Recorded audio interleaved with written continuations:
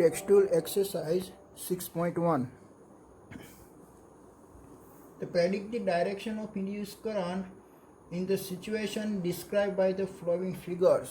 Okay मैं यहाँ पे फिगर नहीं ड्रॉ करता हूँ, पर मेरे यहाँ पे पास एक बुक अवेलेबल है, इसमें सभी फिगर दे रखी हुई है। ठीक है, देखिए आप देख सकते हो। ओके, तो आपकी ए फिगर है, first figure a figure.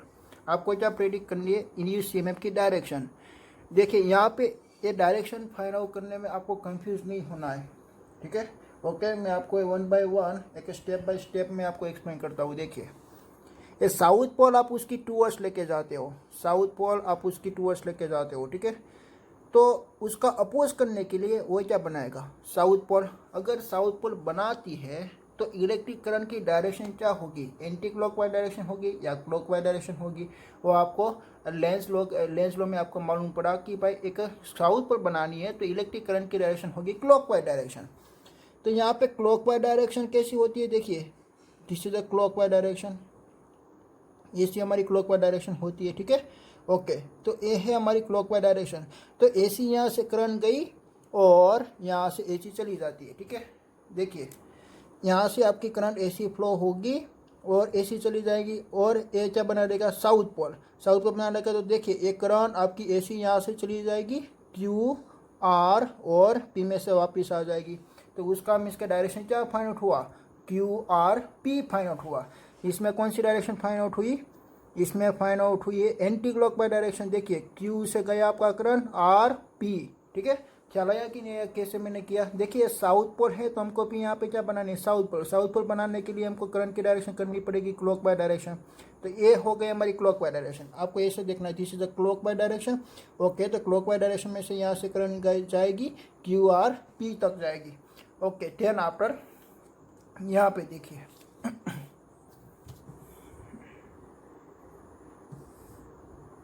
Okay second figure देखिए, फिगर नंबर बी। यहाँ पे है साउथ पोल और यहाँ पे नॉर्थ पोल। इन दोनों की डायरेक्शन आपको बतानी है। तो पहले हम इसके डायरेक्शन बताते हैं। ये साउथ पोल है तो ये भी क्या क्रिएट करेगा? साउथ पोल जैसा। ठीक है, ओके तो ये सेम हुई ना, ये दोनों फिगर आपकी सेम हुई। हमने यहाँ पे क्या ले लिया था? Anti clockwise direction. आपने भी यहाँ पे ले लिया एंटी क्लॉकवाइज डायरेक्शन, पर आपने आंसर देखा तो आपका आंसर था रॉन्ग। कैसे रॉन्ग? देखिए कि भाई साउथ पोल है तो ये भी साउथ पोल बनाने के लिए क्लॉकवाइज डायरेक्शन करंट में जाएगी। तो आपकी करंट का फ्लो हो रहा है क्लॉकवाइज डायरेक्शन। क्लॉकवाइज डायरेक्शन में इसके ऐसा फ्लो होगा, ऐसा फ्लो होगा। ठीक है, तो आपकी करंट कहाँ से आ रही है? क्यू में से आ रही है। क्यू में से आ रही है तो इसके कहाँ से आ रही है? पी आर क्यू से आ रही है। P R Q, P R Q. ठीक है, ओके तो पी आर क्यू से आ रही है। ओके, तो ऐसे यहाँ पे करंट की डायरेक्शन फ्लो होगी। ख्याल आया आपको? यहाँ से आपकी करंट आएगी पी आर क्यू और यहाँ से चली जाएगी, ए हो गई clockwise direction. Okay, this is the clockwise direction. तो ये क्लॉकवाइज डायरेक्शन हो गई। तो ए भी आपका साउथ पोल था, ए भी आपका साउथ पोल था, तो रिपल्शन हो गया। ठीक है, ओके देन आपको यहाँ पे नॉर्थ पोल है और उसको क्या बनाना है? देखिए ये नॉर्थ पोल है तो यहाँ पे आपको नॉर्थ पोल बनाना है। ठीक है, बट देखिए कि भाई ये आपका मैग्नेट है ना, ये उसकी तरफ जा रहा है, मीन्स के नॉर्थ पोल आपका अवे जा रहा है। नॉर्थ पोल आपका अवे जा रहा है तो उसको यहाँ पे कौन सा पोल बनाना है? साउथ पोल बनाना है। तो यहाँ पे साउथ पोल और यहाँ पे नॉर्थ पोल बनाना है। ओके, तो नॉर्थ पोल बनाने के लिए यहाँ पे करंट की डायरेक्शन कैसी होनी चाहिए? आपकी मैग्नेटिक फील्ड लाइन एग्जिट होनी चाहिए यहाँ पे नॉर्थ पोल बनाने के लिए। ठीक है, तो करंट की डायरेक्शन एग्जिट होनी चाहिए। तो इलेक्ट्रिक करंट आपका कैसा होना चाहिए? Anti clockwise direction. तो ये हुई आपकी एंटी क्लॉकवाइज डायरेक्शन। ठीक है, ये आपकी anti clockwise, this is the clockwise. ठीक है, तो एंटी क्लॉकवाइज डायरेक्शन में करंट जाएगी तो आपकी करंट ऐसी जा रही है ऐसे। ठीक है, तो मीन्स का आपकी करंट ऐसे इसके फ्लो होगी, ऐसी जाएगी। ठीक है, ख्याल आया आपको? मीन्स का आपकी करंट की डायरेक्शन कैसे फाइंड आउट होगी? देखिए ये नॉर्थ पोल है, ये साउथ पोल बनाएगी और ये नॉर्थ पोल बनाएगी। तो नॉर्थ पोल बनाती है तो इलेक्ट्रिक करंट की डायरेक्शन होती है एंटी क्लॉकवाइज डायरेक्शन में ऐसी, एंटी क्लॉकवाइज डायरेक्शन में ऐसी। तो यहाँ से वाई में से करंट जाएगी, वाई जेड और एक्स में जाएगी। ठीक है, ओके इस दोनों सोल्व हो गए। देन आफ्टर तीसरा देखिए सी, इसको समझना इम्पोर्टेंट है। देखिए यहाँ से आपका इलेक्ट्रिक करंट की डायरेक्शन कैसे होती है? देखिए एक कैसी आपकी इलेक्ट्रिक करंट की direction? This is the clockwise direction. ये है क्लॉकवाइज डायरेक्शन। तो एक कैसा बिहेव करेगा?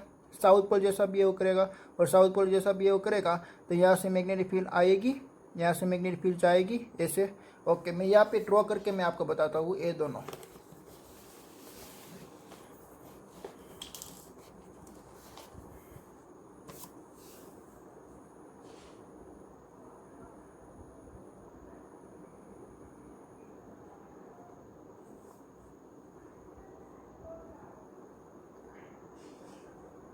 ओके, ये है आपका पॉजिटिव टर्मिनल और आपकी करंट की फ्लो ऐसे हो रही है, ठीक है। और उसकी कोएक्सियल में आपने यहाँ पे एक दूसरी कॉइल रखी हुई है, दोनों की एक्सिस सेम है।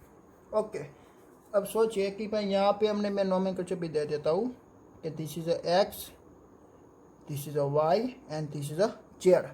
ओके, तो इसकी डायरेक्शन कैसी है? Clockwise direction. तो क्लॉकवाइज डायरेक्शन है तो कैसा बिहेव करेगा? साउथ पोल जैसा वो बिहेव करेगा। साउथ पोल जैसा वो बिहेव करती है तो उसकी डायरेक्शन क्या होती है? देखिए, यहाँ से सभी मैग्नेटिक फील्ड लाइन एंटर होगी और यहाँ से एग्जिट होगी। सभी मैग्नेटिक फील्ड लाइन यहाँ से एग्जिट होती है तो ये कैसा बिहेव करेगा? नॉर्थ पोल जैसा। यहाँ पे साउथ पोल है तो ये भी क्या बनाना चाहती है? साउथ पोल। साउथ पोल बनाना चाहती है तो सभी मैग्नेटिक फील्ड लाइन एंटर होगी ऐसे ऐसे, और यहाँ से एग्जिट होगी। ओके, तो यहाँ से एग्जिट होने के लिए नॉर्थ पोल। तो अब बाहर की साइड से आप देखेंगे तो हमको नॉर्थ पोल वो नज़र आती है। तो नॉर्थ पोल बनाने के लिए करंट का फ्लो कैसा करना पड़ेगा? नॉर्थ पोल बनाने के लिए करंट का फ्लो करना पड़ेगा एंटी क्लॉकवाइज डायरेक्शन में, ठीक है। करंट का फ्लो कैसा करना पड़ेगा? एंटी क्लॉकवाइज डायरेक्शन में। तो आप यहाँ पे करंट का फ्लो कैसे करवाएंगे? देखिए, एंटी क्लॉकवाइज डायरेक्शन में इसके ऐसा, ये क्लॉकवाइज डायरेक्शन था तो हमने यहाँ पे करंट का फ्लो करवाना पड़ेगा एंटी क्लॉकवाइज डायरेक्शन में। तो एंटी क्लॉकवाइज डायरेक्शन में करंट का फ्लो करवाने के लिए हमारी डायरेक्शन फाइंड आउट होगी एक्स वाई जेड और एक्स, ठीक है। एक्स वाई जेड एक्स हमारी करंट की डायरेक्शन फाइंड आउट होगी। ओके, देन आफ्टर आपको एक फोर्स फिगर दे रखी है, वो भी आपको ऐसी दोनों कॉइल को आपको दे रखी है, इसलिए मैं यहाँ पे भी ड्रॉ करता हूँ।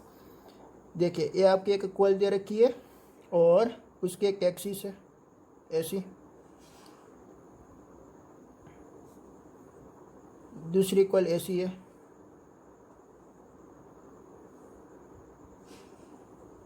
ओके, और उसको हमने बैटरी के साथ कनेक्ट किया है, ठीक है।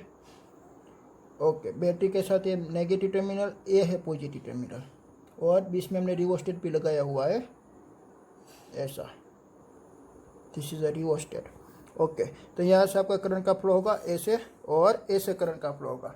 देखिए, एक करंट का फ्लो कैसी होती है? एंटी क्लॉकवाइज डायरेक्शन में। एंटी क्लॉकवाइज डायरेक्शन में करंट का फ्लो होगी तो ये मैग्नेटिक फील्ड लाइन क्या बनाएगी? एक नॉर्थ पोल जैसा बिहेव करेगा, ये साउथ पोल जैसा बिहेव करेगा। तो यहाँ से मैग्नेटिक फील्ड लाइन एग्जिट होती है ऐसे, सभी मैग्नेटिक फील्ड लाइन एग्जिट होती है और यहाँ पे एंटर होगी।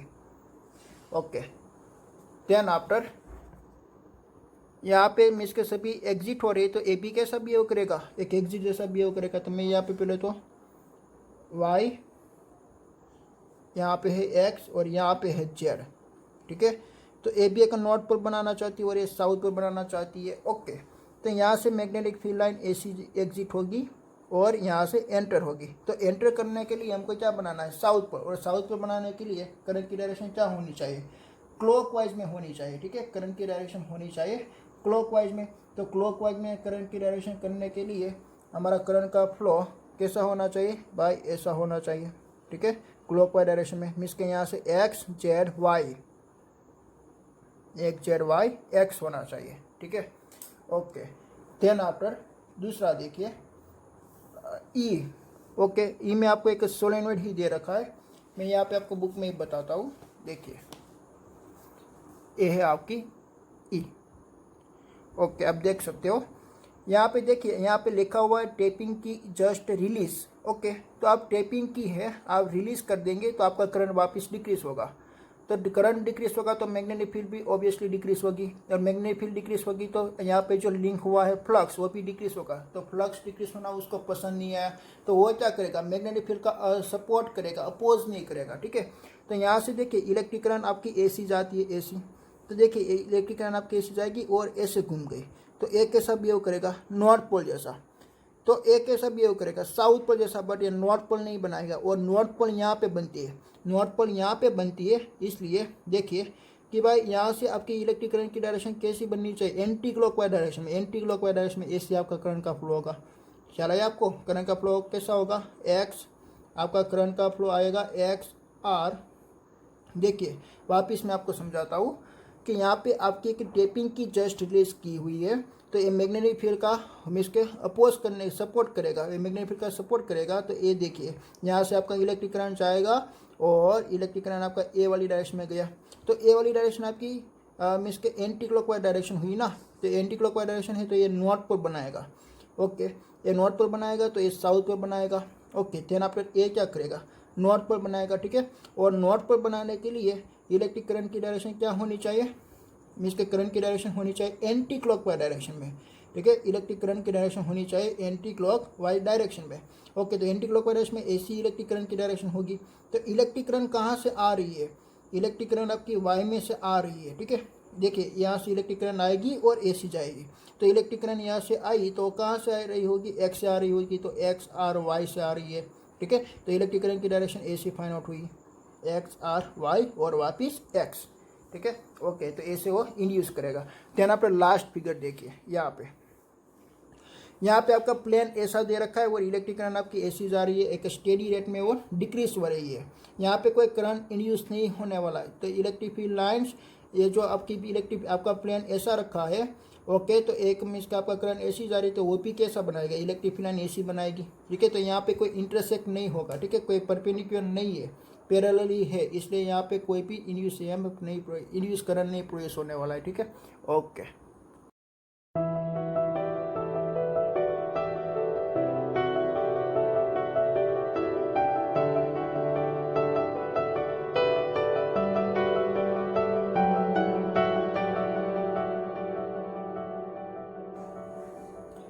textual exercise number 2. Use Lenz law to determine the direction of induced current in the situation described by Hessian figure. तो मैंने यहाँ पे दोनों फिगर ड्रॉ की हुई है। This figure is the first and this figure is the second. तो first आपको दे रखा है वायर ऑफ इरेग्युलर शेप, ये जो आपको वायर का लूप दे रखा है वो एक इरेग्युलर शेप में है, is turning into the circular shape. Okay, तो टर्निंग हमको करना है उसकी सर्कुलर शेप में। तो हमने क्या किया, यहाँ से एक फोर्स लगाया और यहाँ से हमने फोर्स लगाया।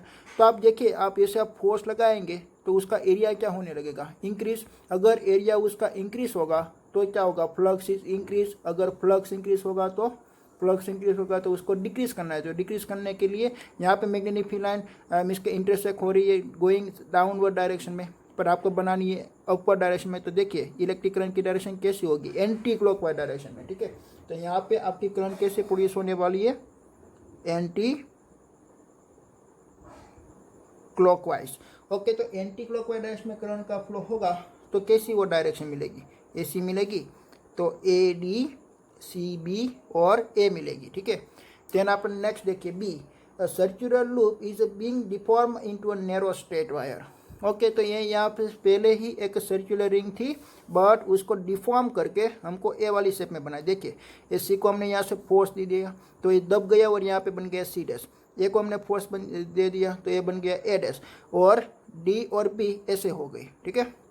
ऐसा हमने इसके उसको ऐसे प्रेस किया तो उसका शेप बन गया ऐसा। ओके, तो ऐसा बन गया तो क्या होगा? देखिए कि भाई शेप में क्या हुआ है कि फ्लक्स आपका डिक्रीज हुआ है। तो फ्लक्स डिक्रीज हुआ है तो मैग्नेटिक फील्ड लाइन को क्या करेगा? सपोर्ट करेगा, मैग्नेटिक फील्ड लाइन को सपोर्ट करेगा। तो मैग्नेटिक फील्ड लाइन कहाँ पे है? आउटवर्ड डायरेक्शन में है।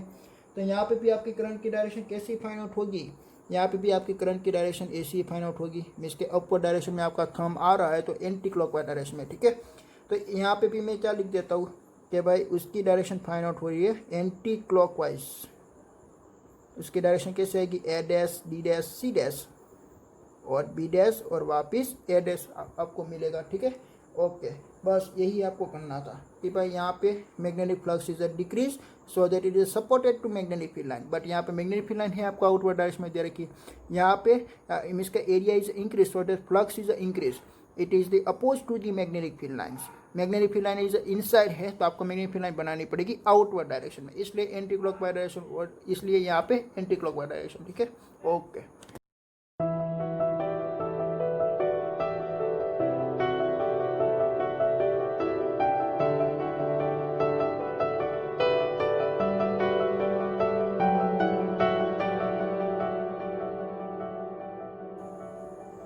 Textual exercise number 6.3. A long solenoid with 15 turns per centimeter, आपको एक number of turns 15 per centimetre आपको दे रखे, number of turns is equal to 15 per centimetre, but centimetre को मीटर में कन्वर्ट करने के लिए डिवाइड में रखना पड़ेगा 10⁻²। ओके, तो 10⁻² करेंगे और ये मल्टीप्लिकेशन में हो जाएगा तो 1500 टर्न्स पर मीटर होएगा, ठीक है, is turns per metre. Okay, तो आपको टर्न्स पर मीटर ही फाइंड आउट करना था। Okay, is a per centimetre has a small loop of area is a 2 centimetre square.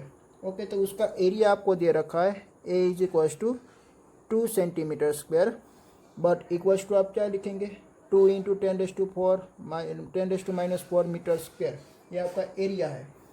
Then after is a place inside the solenoid is a normal to its axis if the current carried by a solenoid charge is steadily from the 2 ampere to 4 ampere। Okay, तो पहले आपको current कितना दे रखा था 2 ampere, then आपके बाद में आपका करंट हो रहा है 4 एम्पियर, यहाँ पे करंट का इंक्रीज हो रहा है, ठीक है।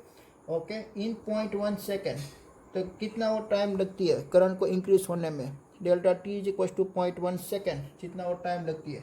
What is the initial EMF in the loop while the current is changing, तो कितनी करंट हम इसके इनिशियल ईएमएफ जनरेट होगी ये करंट चेंजेस होने से, वो हमको फाइंड आउट करनी है, ठीक है। तो हम पहले क्या फाइंड आउट करेंगे, इसके हमको तो पहले इन्ड्यूस ईएमएफ का इक्वेशन लिखना पड़ेगा। इन्ड्यूस ईएमएफ का बेसिक इक्वेशन क्या आती है, फैराडे ने जो हमको बताया d∅/dt आती है। और what is the phi is a magnetic flux, phi is equal to BA cos theta. Okay, पर यहाँ पे परपेंडिकुलर है इसलिए मैं cos 0 की वैल्यू में नहीं लिखता, cos 0 की वैल्यू होती है 1। ओके, बट यहाँ पे मैग्नेटिक फील्ड लाइन B ये सोलेनोइड आपको दे रखा है, तो मैग्नेटिक फील्ड लाइन B कितना हो गया μ0 Ni, तो मैं फ्लक्स का इक्वेशन में अपडेट कर देता हूँ और यहाँ पे मैं लिख देता हूँ μ0 Ni। ओके, देन आफ्टर आपको क्या करना है, जो फ्लक्स की वैल्यू फाइंड आउट हुई वो फ्लक्स की वैल्यू आपको इंड्यूस ईएमएफ इक्वेशन में पुट कर देनी है। तो d a μ0 Ni/dt, यहाँ पे वेरिएबल कौन सी क्वांटिटी है, आपका करंट वेरिएबल है, ठीक है। ओके, जो कांस्टेंट है उसको मैं बाहर लिख देता हूँ, a μ0 n is constant delta I/ΔT। Okay, then after delta I और डेल्टा टी की वैल्यू हमको मालूम है, change of delta I means के चेंज ऑफ करंट I2 माइनस I1, I2 is 4 - 2 is equal to 2 ampere, और डेल्टा टी आपको दिए रखा है 0.1 सेकेंड। ओके, सभी की आपको वैल्यू पुट करनी है, एरिया की वैल्यू भी आपको पुट करनी है 2 इंटू 10⁻⁻4, देन आफ्टर μ0 की वैल्यू 4 पाई इंटू 10⁻⁻7, और नंबर ऑफ टर्न्स आपको दे रखा है 1500, और डेल्टा आई की वैल्यू है 2/0.1 सेकेंड, ठीक है। ओके, तो उसकी वैल्यू आपको फाइंड आउट होगी 7.54 into 10⁻6 volt. Okay, this is the induce EMF, induce EMF आपको मिला।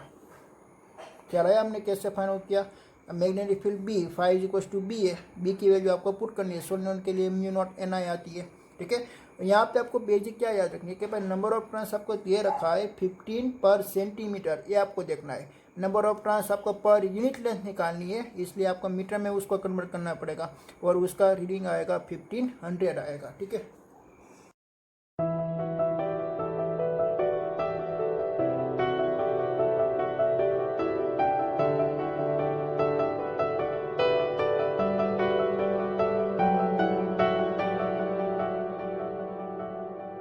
Exercise number 6.4, a rectangular wire loop of side 8 cm and 2 cm with a small cut is moving out of regions of uniform magnetic field of magnitude is a 0.3 Tesla is a direct normal to the loop। Okay, तो मैं यहाँ पे मैं rectangle में बना देता हूँ, ऐसा रेक्टेंगल अवेलेबल है, ये उसकी लेंथ आपको दे रखी है 8 सेंटीमीटर और ये आपको दे रखा है 2 सेंटीमीटर। उसको आपने एक यूनिफॉर्म मैग्नेटिक फील्ड लाइन में पुट किया, एक परपेंडिकुलर, तो मैं यहाँ पे मैग्नेटिक फील्ड के डायरेक्शन पे इंडिकेट करता हूँ, गोइंग इनसाइड।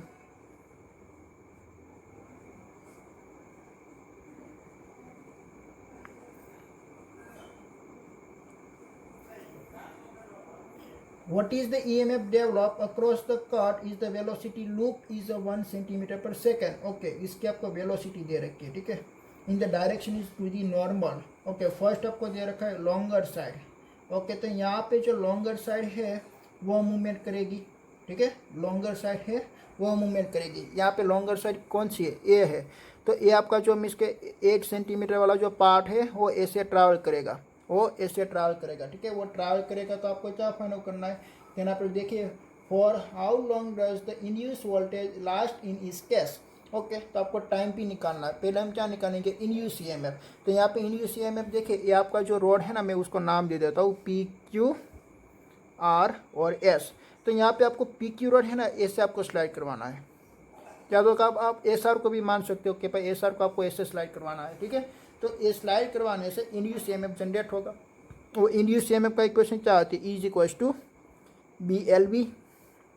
ओके, तो मैग्नेटिक फील्ड भी आपको दे रखा है, पहले तो मैं गिवन डेटा लिख देता हूँ। मैग्नेटिक फील्ड भी आपको दे रखा है 0.3 टेस्ला। देन आप ए वाली केस में, ये फर्स्ट वाला केस है, इसलिए उसमें लेंथ आएगी L is equals to 8 centimetre. 8 centimetre को हम कन्वर्ट करेंगे मीटर में तो 10⁻² होगा। देन आप उसकी स्पीड भी आपको दे रखी है, v is equals to 1 centimetre per second, but इसको मीटर में कन्वर्ट करने के लिए 1 × 10⁻² मीटर पर सेकेंड आएगा, ठीक है। ओके, तो सभी की वैल्यू है यहाँ पे, तो मैं यहाँ पे पुट कर देता हूँ कि भाई बी की वैल्यू आपको दे रखी है 0.3, एल की वैल्यू दे रखी है 8 × 10⁻², और वी की वैल्यू आपको दे रखी है 10⁻²। ओके, तो यहाँ पे आप मल्टीप्लाई कीजिए 8 × 0.3, सो दैट 2.4 × 10⁻4 वोल्ट। तो ये आपका इंड्यूस ईएमएफ आपको फाइंड आउट हुआ। देन आपको क्या करना है कि भाई अलोंग साइड है, तो अलोंग साइड वो कितना डिस्टेंस वो ट्रैवल करेगा, 2 ही सेंटीमीटर। ओके, तो हमको टाइम निकालनी है ना, हमारे पास स्पीड तो अवेलेबल है, तो वेलोसिटी इज इक्वल टू हमारा इक्वेशन क्या आती है, डिस्टेंस पर टाइम। तो टाइम निकालने के लिए डिस्टेंस पर वेलोसिटी आएगा, तो कितना डिस्टेंस आपको ट्रैवल करना है, 2 सेंटीमीटर। तो 2 सेंटीमीटर को आप मीटर में कन्वर्ट कीजिए तो 0.02 अपॉन वेलोसिटी को आप यहाँ पर मीटर में कन्वर्ट कीजिए तो 0.001। तो कितना सेकंड लगेगा, 2 सेकंड। तो ये आपका आंसर फाइंड आउट हो गया, ठीक है। देन आफ्टर बी, तो बी में आपको क्या करनी है, जो आपका शॉर्टर लेंथ है उसको आपको स्लाइड करवानी है। आप पी एस को भी स्लाइड करवा सकते हो और क्यू आर को भी स्लाइड करवा सकते हो, ठीक है। ओके, तो इसके लिए आपको इंड्यूस ईएमएफ निकालनी है, E is equal to B L V. इसमें ये लेंथ क्या होगी, इसमें लेंथ चेंज हो जाएगी, ठीक है। इसमें मैं उसको बी ही नाम दे देता हूँ, तो ई बी वी में लिख सकता हूँ, लेंथ को आप एल बी लिख सकते हो, बी बी लिख सकते हो, ठीक है। तो बी इज इक्वल टू आपको कितना दे रखा है, 2 सेंटीमीटर। सो दैट 2 × 10⁻² होगा, बट बी को तो ए की वैल्यू रहेगा 0.3 ही रहेगा। देन आपके बी की वैल्यू 2 × 10⁻², और उसकी भी स्पीड आपको वही रखनी है 10⁻²। तो उसका इंड्यूस ईएमएफ हमको मिलेगा 0.6 × 10⁻4 वोल्ट, ठीक है। और उसका हमको टाइम निकालना है, पर उसकी भी स्पीड इतनी है, बट उसको कितना डिस्टेंस ट्रैवल करना पड़ेगा, 8 सेंटीमीटर। देखिए उसको यहाँ से यानी में इतना डिस्टेंस 2 सेंटीमीटर डिस्टेंस ट्रैवल करने में कितना टाइम लगा, 2 सेकंड। तो उसको 8 सेंटीमीटर डिस्टेंस ट्रैवल करने में कितना टाइम लगेगा, आप वैसे ही फाइंड आउट कर सकते हो कि भाई उसका डिस्टेंस है 2 सेकंड, तो उसका डिस्टेंस लगने वाला है 8 सेकंड लगने वाला है, ठीक है। ओके, तो मैं पहले इक्वेशन से मैं फाइंड आउट कर लेता हूँ कि भाई velocity is equal to distance upon time, distance is equal to means के time is equal to distance upon velocity. तो यहाँ पे डिस्टेंस आपको दे रखा है 8 सेंटीमीटर, बट उसको मीटर में कन्वर्ट करेंगे तो 0.08 अपॉन 0.02, ठीक है। ओके, सो दैट यहाँ पे 0.01, सॉरी आपको वेलोसिटी दे रखी है 0.01, सो दैट 8 सेकेंड। ओके, तो आपका आंसर आ गया 8 सेकेंड, ठीक है।